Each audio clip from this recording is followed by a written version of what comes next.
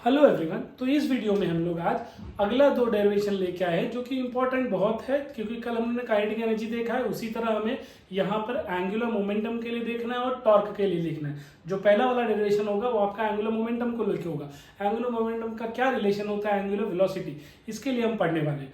तो इसमें देखिए, क्योंकि ऑब्जेक्ट क्या हो रहा है, रोटेट हो रहा है, तो इस ऑब्जेक्ट अगर रोटेट हो रहा है, इसकी एंगुलर वेलोसिटी क्या है, ओमेगा, जो कि कांस्टेंट रहेगी। कल ही हमने पढ़ा था, याद है ना, एंगुलर डिस्प्लेसमेंट, एंगुलर वेलोसिटी और एंगुलर एक्सेलरेशन, ये क्या होगा, रोटेटिंग बॉडी के लिए कांस्टेंट होगा।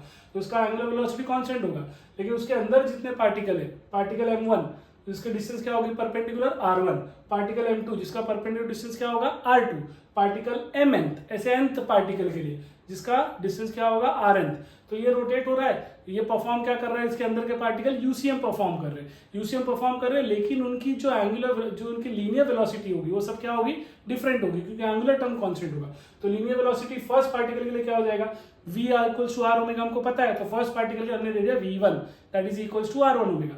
ऐसे ही सेकंड पार्टिकल के लिए तो क्या हो जाएगा, v2 r2 ओमेगा, ऐसे nth के लिए rn ओमेगा। अब हमको क्या करना है, लीनियर मोमेंटम, क्योंकि हमें एंगुलर मोमेंटम चाहिए। एंगुलर मोमेंटम तब तक नहीं आएगा जब तक लीनियर मोमेंटम नहीं आएगा। तो लीनियर मोमेंटम का फॉर्मूला क्या होता है, मास इंटू वेलोसिटी। तो मास इंटू वेलोसिटी। अब हमें यहाँ से v मिल गया है, फर्स्ट पार्टिकल के लिए क्या है, r1 ओमेगा। हमने क्या किया, इस v1 की जगह r1 ओमेगा रख दिया, तो ये v1 की जगह क्या आ गया, r1 ओमेगा। तो देखो आपका लीनियर मोमेंटम क्या बन गया, m1 r1 ओमेगा, ये फर्स्ट पार्टिकल के लिए। तो अगर हमको लीनियर मोमेंटम मिल गया, अब हम क्या कर सकते हैं, एंगुलर मोमेंटम। वो क्या होता है, product of linear momentum multiply by displacement. Linear momentum क्या है, अभी देखा हमने यहाँ पे m1 r1 ओमेगा, इसी को किससे कर देंगे, r1 से मल्टीप्लाई, क्योंकि p1 की वैल्यू तो पता हो गई ना, m1 r1 ओमेगा, p1 की वैल्यू पता हो गई ना, m1 r1 ओमेगा। इस p1 की जगह m1 r1 ओमेगा डाल दिया, और पहले से ही r1 है, तो दो बार r1 हो गया, तो r1 का क्या हो जाएगा, स्क्वायर। तो हमको अब आ गया पहले पार्टिकल का एंगुलर मोमेंटम। अब हमको क्या करना है, इसी तरह दूसरे पार्टिकल के लिए, तो उसका वेलोसिटी क्या लोगे आप, v2 लोगे, क्या हो जाएगा, r2 ओमेगा। एंगुलर वेलोसिटी क्या लोगे, अरे इसका लीनियर मोमेंटम क्या लोगे, m2 v2, और v2 या क्या डाल दोगे, r2 ओमेगा। तो यहाँ पे क्या आ जाएगा, n2 r2 का स्क्वायर ओमेगा, nth पार्टिकल के लिए mn rn स्क्वायर ओमेगा। बात समझ में आई।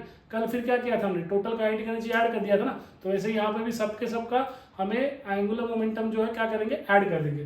तो टोटल एंगुलर मोमेंटम क्या हो जाएगा, magnitude of total angular momentum, first particle का, second particle dot dot dot nth particle का। तो फर्स्ट पार्टिकल की वैल्यू क्या थी, m1 r1 square omega, second की क्या थी, m2 r2 स्क्वायर ओमेगा, ऐसी nth की क्या थी, mn r1 स्क्वायर ओमेगा। सब में देख रहे हो, ओमेगा ओमेगा ओमेगा कांस्टेंट है, तो ओमेगा को क्या ले लो, बाहर ले लो, तो अंदर क्या बच जाएगा, m1 r1 square, m2 r2 square, mn rn का स्क्वायर।